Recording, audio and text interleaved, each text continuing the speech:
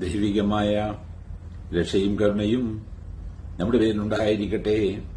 വിശുദ്ധ ഖുർആൻ സൂറത്തുൽ ബഖറ വചനം 90.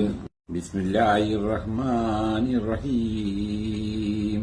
ബിഅസ മശ്തറൗ ബിഹി അൻഫുസഹും അൻ യക്ഫുറൂ ബിമാ അൻസലല്ലാഹു ബഗ്യൻ അൻ യുനസ്സിലല്ലാഹു മിൻ ഫദ്ലിഹി അലാ മൻ യശാഉ മിൻ ഇബാദിഹി فباءوا بغضب على غضب وللكافرين عذاب مهين.